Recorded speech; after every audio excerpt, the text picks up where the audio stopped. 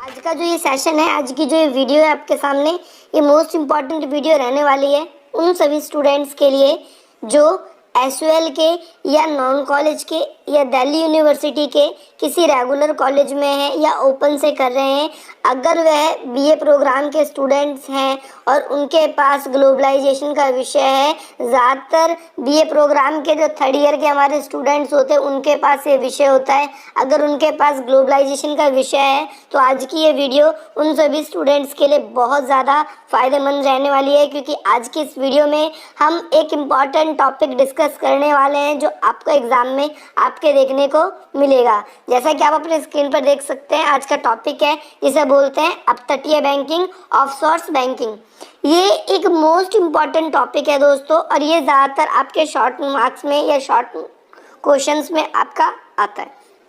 आपको पता है यूजुअली कि 20 मार्क्स का एक क्वेश्चन आता है, लेकिन शॉर्ट नोट भी आपका आ जाता है 10 मार्क्स का। उसके लिए मोस्ट इम्पॉर्टेंट क्वेश्चन है, क्योंकि शॉर्ट नोट में ज़्यादा टॉपिक नहीं है आपके पास, तो उन्हीं में से कुछ रिपीट होता रहता है, चाहे वो गर्ल्स की बात कर दूं मैं या बॉयज़ की बात कर दूं। इसीलिए ज़्यादा देर ना करते हुए ये टॉपिक आपके एग्ज़ाम के लिए काफ़ी ज़्यादा इम्पॉर्टेंट है। आपके लिए मैं आज का इस टॉपिक, अगर आपको ये वीडियो अच्छी लगे तो आप अपने और भी मित्रों तक शेयर जरूर करें, और शेयर करने के साथ साथ आपको अगर ये वीडियो पसंद आती है तो आप इस वीडियो को लाइक भी करें, और आप चाहते हैं कि इसी प्रकार से हमारे चैनल से लगातार आपको अपडेट मिले तो उसके लिए हमारे चैनल को सब्सक्राइब भी ज़रूर करें।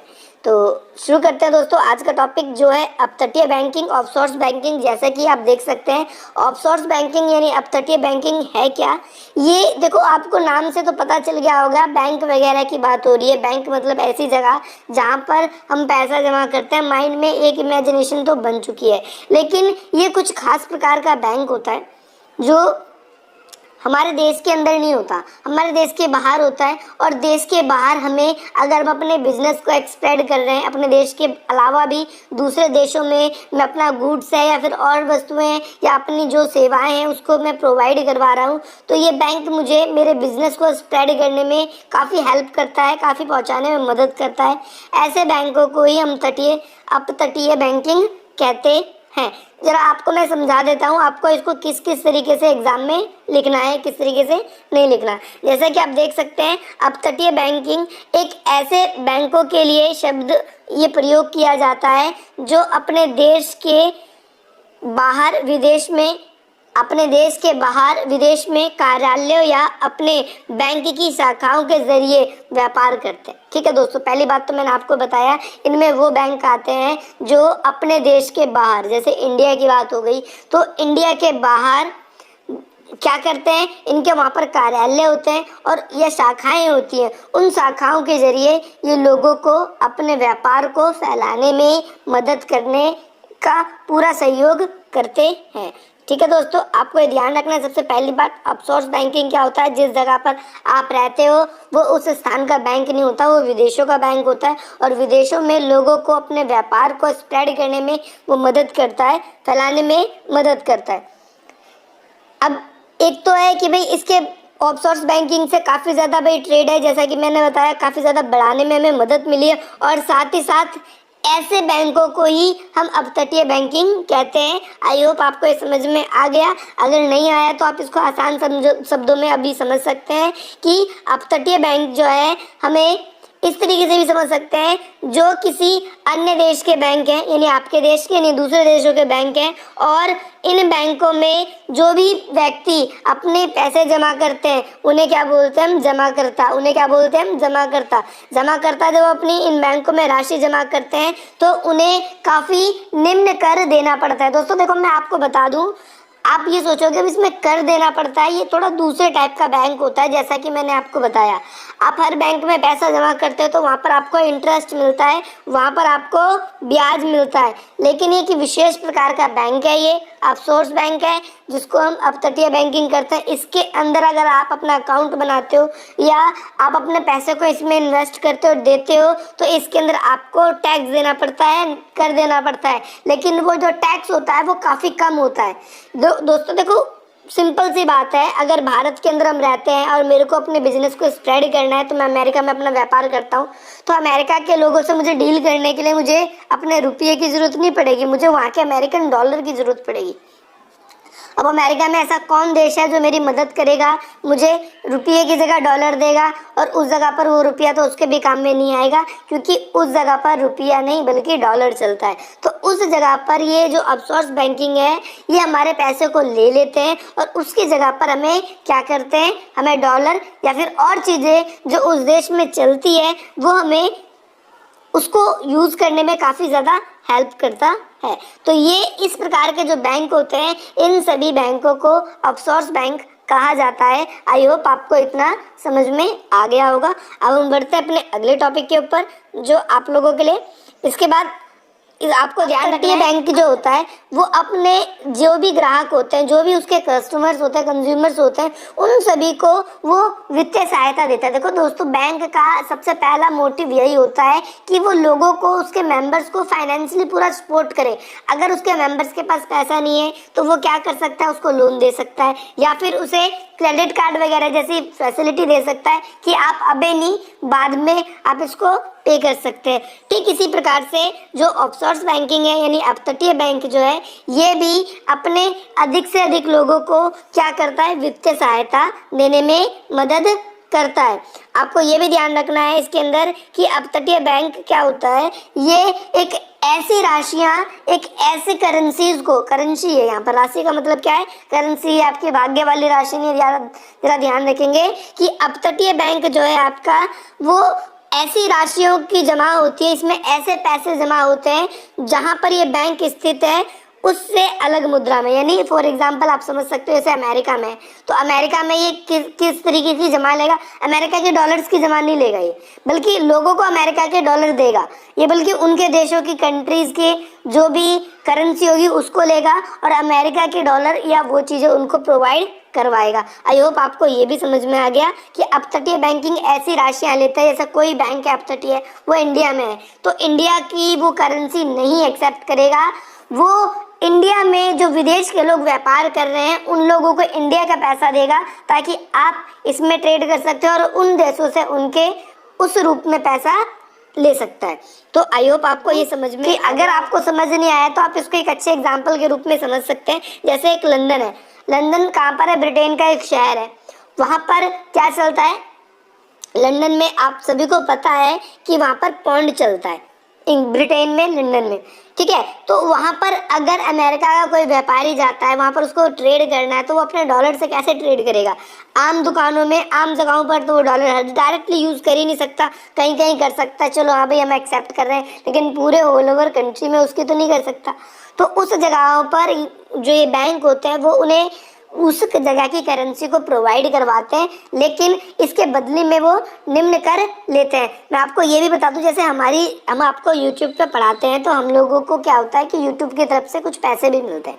तो इसका एक लाभ मैं आपको बताता हूँ कि हमें तो डॉलर में करेंसी आती है हमारे पास, लेकिन हमें तो मिलती नहीं, वो हमारे बैंकों में जाती है, वहाँ पर उसका डिपार्टमेंट होता है अलग ही, फॉरेन डिपार्टमेंट। वो फॉरेन डिपार्टमेंट क्या करता है, वो अलग से हम लोगों के लिए फिर फैसिलिटी बनाता है, जो अलग से हम लोगों की फैसिलिटी बनाता है और हम लोगों को जो अमेरिका का डॉलर है वो इंडियन करेंसी में जो कन्वर्ट करता है। तो यही हम लोगों के लिए एक बेनिफिशियल भी होता है और हम आप लोगों के लिए भी थोड़ा सा बेनिफिशियल हो जाता है कि आप भी इसी प्रकार से कोई काम है तो उसको कर सकते हैं, ना केवल देश तक बल्कि विदेशों तक भी उसको स्प्रेड कर सकते हैं। आई होप आपको ये समझ में आ गया।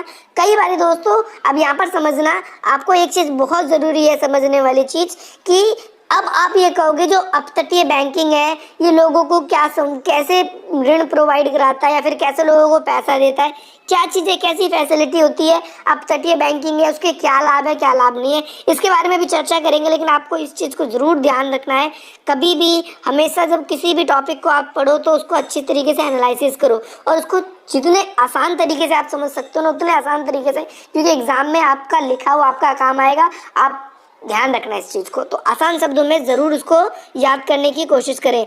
अपतटीय बैंक क्या करता है, बैंकों की मुद्राओं को यूरो मुद्रा का प्रमुख, अगर आप देखेंगे अपतटीय बैंकिंग ज़्यादातर क्या है कि ज़्यादातर देशों में अगर कोई व्यक्ति व्यापार करना चाहता है तो वो यूरो की करेंसी को ज़्यादा एक्सेप्टेबल मानता है, यूरो लेना ज़्यादा पसंद करता है। क्योंकि आप देखोगे आसियान की कंट्रीज़ है, आसियान की कंट्रीज़ वगैरह के बारे में आपको मैंने अपनी प्रीवियस कुछ वीडियोस में मैंने आपको बता रखा है।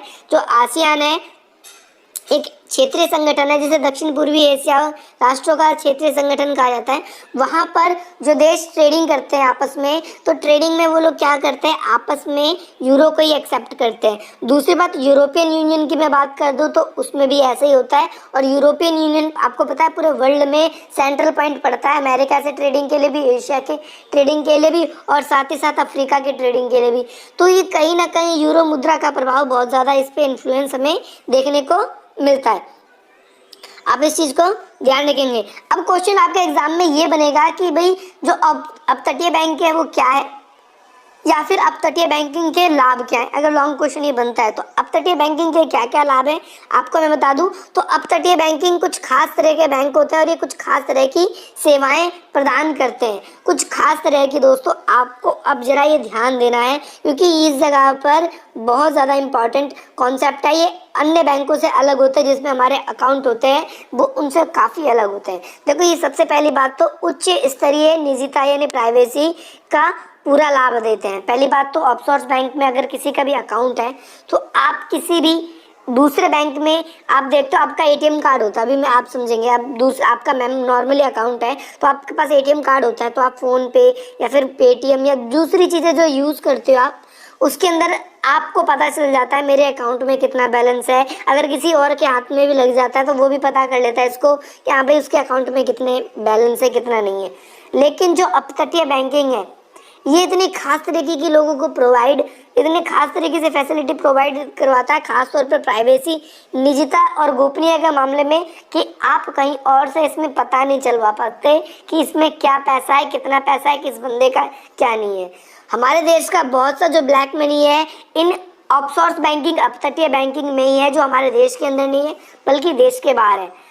उसके अंदर पैसा रखने में भी हमारे देश के जो राजनेता हैं उनके अमाउंट कट रहे हैं, घट रहे हैं। सोचो कितना पैसा हमारे देश का बाहर है उसका, बल्कि वो उन्हें कोई वो नहीं मिल रहा, इंटरेस्ट नहीं मिल रहा, बल्कि उन्हें ब्याज देना पड़ता है उस चीज़ का भी, कि भई इतना अमाउंट, जैसे आप ब्याज का मतलब मेरा आप लोगों से यही है टैक्स से है कि फॉर एग्जांपल अगर आपको कोई बैंक पर ईयरली 2% अगर आपको इंटरेस्ट देता है, तो अगर आप इसमें रखते हो तो आपका पर ईयर क्या होता है 2% घटता है।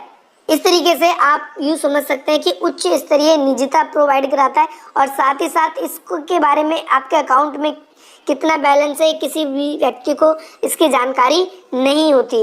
ये होता है अपतटीय बैंकिंग का सबसे पहला लाभ। तो देश की जितनी भी ब्लैक मनी है तो वो कहाँ पर है इस टाइम, कहाँ पर नहीं है। दूसरी बात, अपतटीय बैंकिंग में हमारा होने का एक फ़ायदा ये मिल जाता है हमें कि भैया इसमें जो विनिमय व्यवस्था होती है, विनिमय, तो ये काफ़ी ज़्यादा बहुत बेहतर हो जाता है। विनिमय व्यवस्था का मतलब क्या है, जैसे फॉर एग्जांपल हम करेंसी एक्सचेंज करते हैं, यानी हम वस्तु के बदले वस्तु जैसे हम चेंज करते हैं, तो उसमें भी हमारी काफ़ी योगदान में भूमिका निभाता है। हम अपने देश का पैसा उन्हें देते हैं, वो उसके बदले में अपने देश का पैसा हमें दे देते हैं। तो इस तरीके से ये अपतटीय बैंकिंग हमारे यहाँ पर भी हमारी मदद करता है।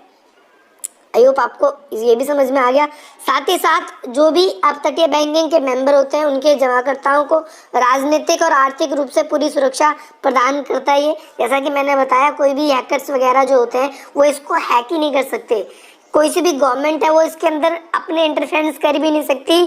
टर्म एंड कंडीशन इसकी इस प्रकार की है कि भाई आपकी सरकार बेशक से कितनी भी ताकतवर हो, लेकिन आप उनके मामले में हस्तक्षेप नहीं कर सकते। ये सिर्फ बैंक और कस्टमर के मध्य ही रहेगा।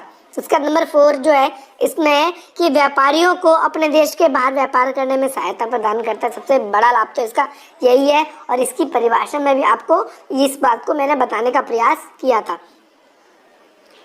साथ ही साथ आपको इस बात का जरूर ध्यान रखना है कि जो अपतटीय बैंकिंग है इसके अंदर किस चीज़ की, ट्रांसफर की यानी स्थानांतरण कोष की बड़ी खास फैसिलिटी होती है जो अपने ग्राहक को मिलती है। ट्रांसफर कोर्स के हम देश के अंदर बैठे बैठे भी हम विदेश में अपना पैसा डायरेक्टली भेज सकते हैं, उसके लिए हमें किसी और चीज़ों की आवश्यकता नहीं पड़ती।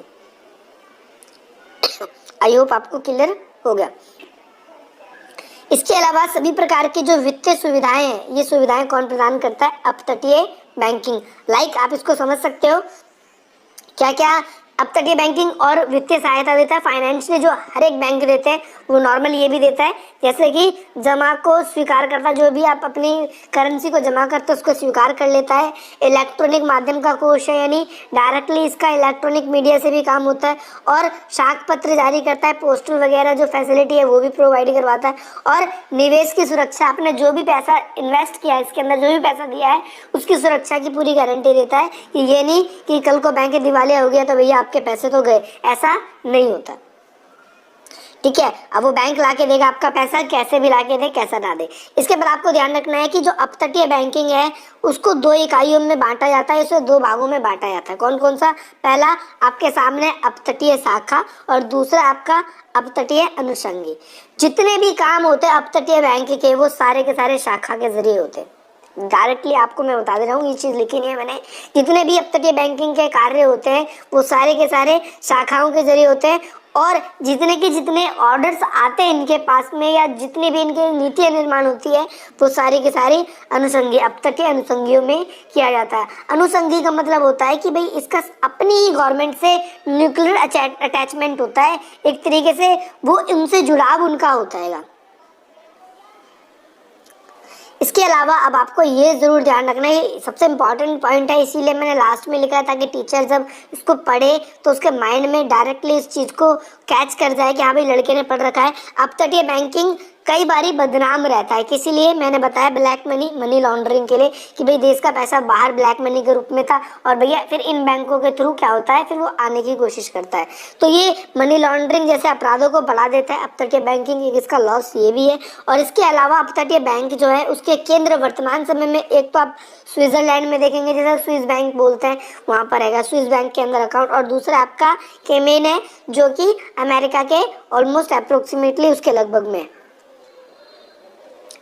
इसके अलावा आपको ये ध्यान रखना है कि अपतटीय बैंकिंग के कुछ और भी केंद्र हैं, जैसे आप देख सकते हो आपका गवर्नेंसी, इसके बाद फिर आइजल ऑफ मैन, ये जगहों के नाम है जहाँ पर बैंक ये काफ़ी ज़्यादा डेवलप हो चुके हैं। इसके साथ साथ 1960 के दशक में अपतटीय बैंक अगर आप देखेंगे पहले यूरोप और आपके आसियान के लगभग में ही डेवलप हुए थे, लेकिन अब ये है पूरे विश्व भर में लोकप्रिय हो गए हैं। और अमेरिका के भी कई सारे इसके केंद्र हैं। अमेरिका के केंद्र कहाँ पर है? बहामा द्वीप पर भी अमेरिका ने अपना केंद्र बना रखा है ऑफशोर बैंकिंग का। इसके अलावा साथ ही हांगकांग, पनामा और सिंगापुर जैसे जगहों पर भी अमेरिका ने अपने अपतटीय बैंकिंग के केंद्र बना रखे हैं। तो इस तरीके से अपतटीय बैंकिंग जो है आप समझ चुके होंगे कि अपतटीय बैंकिंग आखिर है क्या। अपतटीय बैंकिंग मैंने आपको ये समझाया कि एक खास प्रकार का बैंक जो आपके देश का नहीं होता और आपको आपके देश के बाहर आपके व्यापार को, आपके बिजनेस को, उसको स्प्रेड करने में आपकी मदद करता है। उस देश में आपको उसी रूप की करेंसी प्रोवाइड करवाने में हेल्प करता है। इस बैंक के अंदर आपको इंटरेस्ट नहीं मिलता बल्कि आपको टैक्स पे करना पड़ता है, बट वो टैक्स जो होता है वो बहुत ज़्यादा लो होता है। लेकिन ये एक खास प्रकार का बैंक होता है जो, फिर से मैं रिपीट कर रहा हूँ, आपके देश के अलावा अन्य प्रकार का होता है। सो इसी प्रकार से आज का जो टॉपिक है ये यहीं कंप्लीट होता है। तो आशा करता हूँ आपको ये वीडियो पसंद आई होगी, आपको हेल्प मिली होगी इससे। आप इसको अपने और भी मित्रों तक शेयर करें ताकि वो भी इसको लाभ इसका पूरा का पूरा उठा सकें और अपने भी और भी मित्रों को ये इस बारे में बता सकें। ठीक है दोस्तों, तो मिलते हैं हम अपनी अगली वीडियो में। जय हिंद, जय भारत।